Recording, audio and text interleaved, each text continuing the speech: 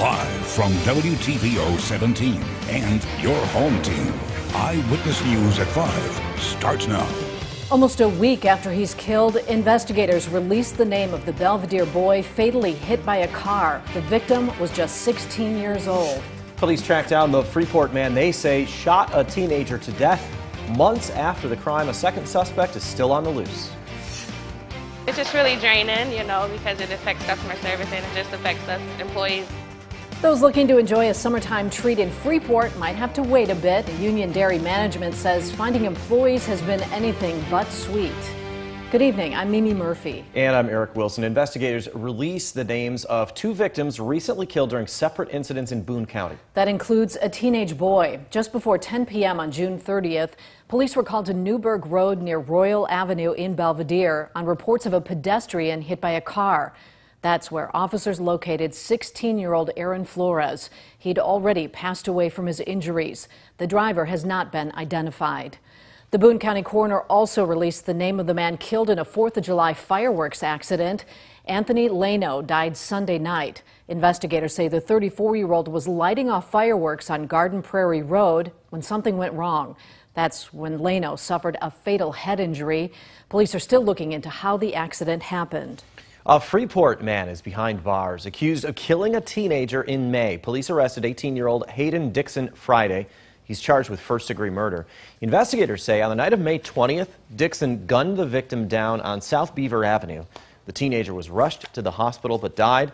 Police haven't released his identity. Dixon is one of 2 suspects named persons of interest. He is in the Stevenson County Jail. Traffic's diverted before a Rockford police standoff ends with a domestic violence suspect's arrest. Officers were called to a home on Rose Avenue just after 11 this morning. Investigators say the suspect wouldn't come out of the house. About half an hour later, police took that suspect into custody. The person's name has not been made public. That section of Rose Avenue is back open. A new study measures the state of safety in America. It found 83% of Illinois residents are highly concerned about gun violence. Eyewitness News is keeping you connected to the state capitol. That ranks highest in the nation, which is well above the national average of 53%.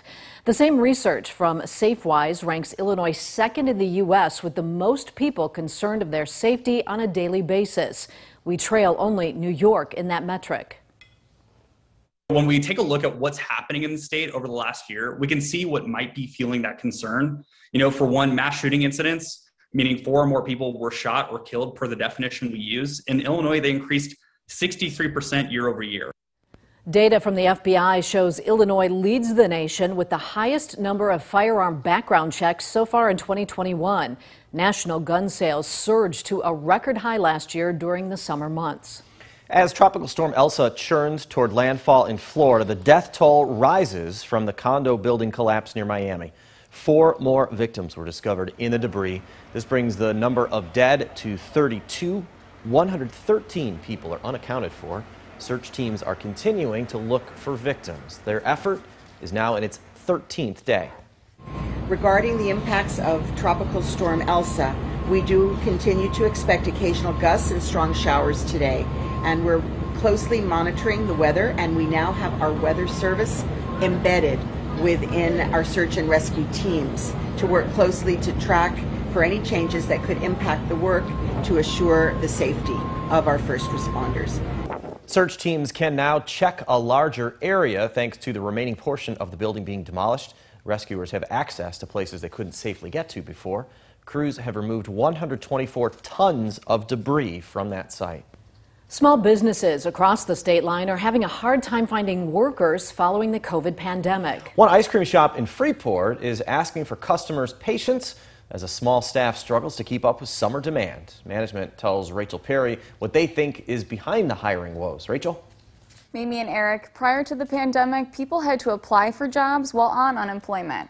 That changed during COVID-19. Now, a business in Freeport is struggling to find staff, and a sign on their door blames government handouts. We're operating with like half the amount of staff that we normally have.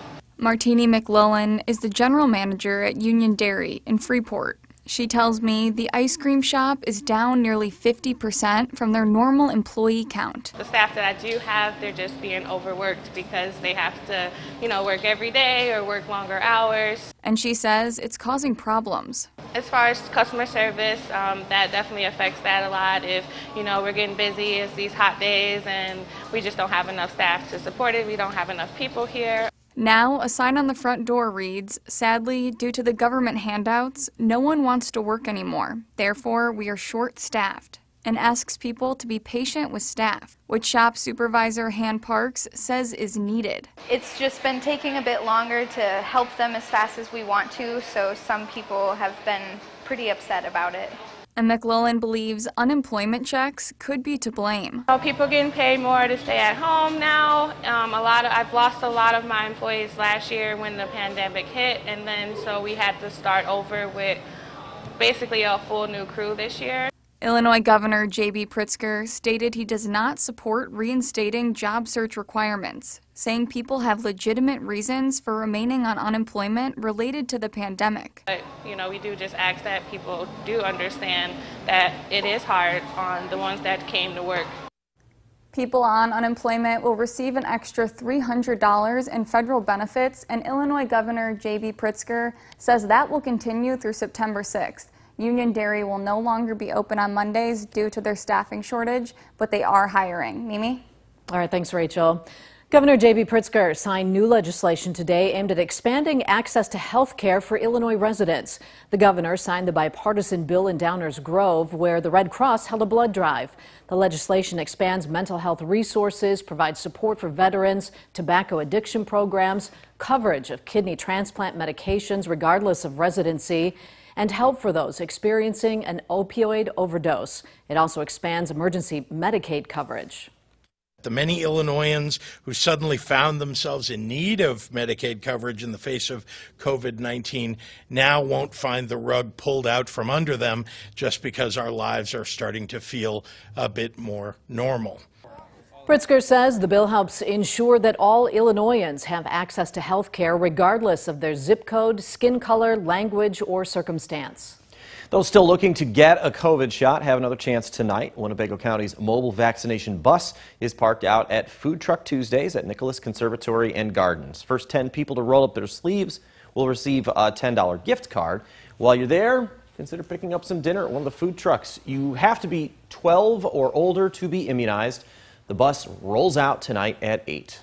Soon you'll be able to drive through one of Rockford's busiest intersections a little easier. Construction started today on East State near Perryville Road. The work zone consists of State from Buckley to Mid-America Drive. Crews are installing new traffic signals, reconstructing a right turn lane and dual left turn lanes. The road will also be resurfaced, and a multi-use path with lighting will be added. Work hours are from 9 at night until 5 in the morning. The Federal Trade Commission and Congress are targeting some of the nation's largest tech companies. Both accuse those companies of behaving like monopolies that are hurting consumers and other businesses. Our Washington correspondent Alexander Lamone shows us the steps the government is taking as she keeps you connected to the nation's capital. In its first public meeting under the new chair, the FTC voted to make it easier for the agency to go after big tech companies for monopolistic behavior. The Federal Trade Commission says the agency is ready to start more vigorous enforcement of its rules. Prohibiting conduct that is unfair, deceptive, anti-competitive, collusive, coercive, predatory, exploitative, and exclusionary, among others. As part of that goal, last week the FTC voted to give itself more power to go after companies in the tech industry and other industries that the agency says are acting like monopolies. The rule changes allow the agency to bring antitrust cases when companies hurt competitors, not just consumers. And the FTC approved greater use of subpoena power in its investigations, enabling more expeditious investigatory process. This is particularly important given that we are in the midst of a massive merger boom. The U.S. tech sector is the envy of the world. Matt Shears, president and CEO of the Computer and Communications Industry Association, says all businesses should play by the rules, but argues more regulations could hurt American businesses and consumers. The consumers lose out because it's through that combat, through that aggressive innovation and price cuts that the consumers benefit. But many lawmakers agree with the FTC. That's why Congress also recently advanced a bipartisan package of bills that could reshape or even break up portions of Amazon, Facebook, Apple, and Google. And Congress is working on that legislation because an investigation by a House committee last year found that those 4 tech companies have monopoly power. Reporting in Washington, Alexandra Limon. Now, your first warned weather forecast with Chief Meteorologist Candace King. Well, it has been another hot afternoon with our temperatures climbing back into the upper 80s, low 90s. Our skies have been dry. We've had just a few cumulus clouds pop up, but those dry conditions, they are going to continue here as we go through the rest of this evening. Where we've had the showers and thunderstorms, that's been further up to the north along a cold front extending from central Wisconsin back through Minnesota. Severe thunderstorms, there's been quite a few of them. One ongoing severe thunderstorm warning south of Wausau. All of this moving to the east, however, so not going to be a concern for us as we go through this evening. Just another hot and sticky night. Now, we will see a little more cloud cover from that as we head into the morning hours tomorrow. But notice with Futurecast, we stay dry as we go through this evening. That cold front still staying up to the north of us does not look to pass through until we get into the afternoon tomorrow.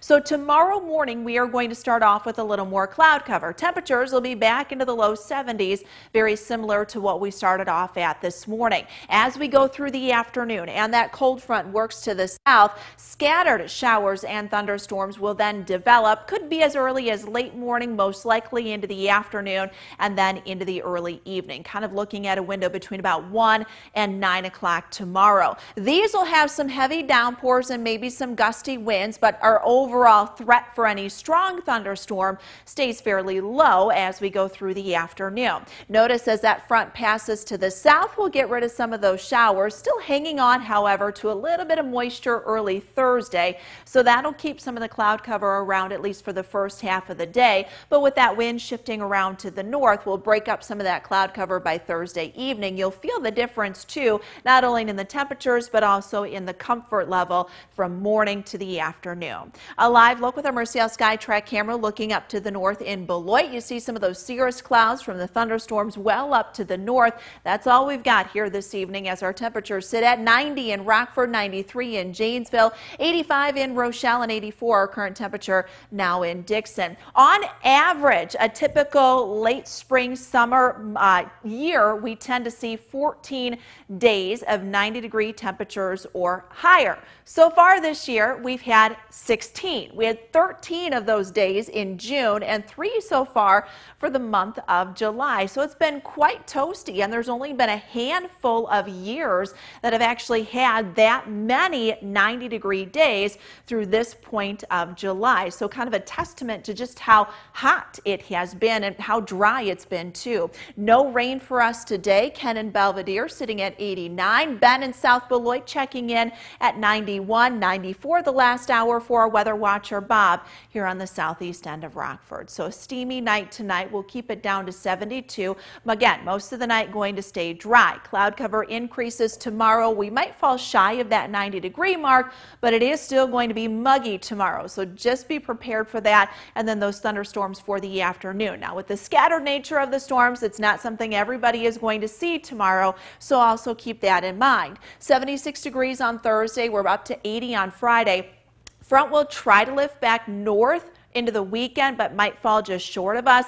That'll keep those showers and a couple of thunderstorms, guys, going into the weekend. Now, the Napleton Sports Desk with David Greenberg. Well, tonight is the night, game 1 of the NBA Finals between the Milwaukee Bucks and the Phoenix Suns. Two teams that haven't been in this spot for a very long time. For the Bucks, they look to bring home their first title in 50 years, and the Suns, they'll try and hoist the Larry O'Brien Trophy for the first time ever. The big storyline, obviously, has been the health status of Bucks two-time MVP Giannis Antetokounmpo. Last night, the Bucks announced he was doubtful, but earlier this afternoon, that was upgraded to questionable. Giannis was seen earlier participating in pregame warm-ups. This has to be a great sign for Bucks fans who are eager to see him get back on the court. Regardless of whether he plays or not, his teammates are ready for the fight. This is it. This is time to lock in and take care of business. This is a battle. This is war. But we like our chances. We like our guys out there. It is what it is. You can watch tonight's opener at 8 p.m. right here on WTVO Channel 17.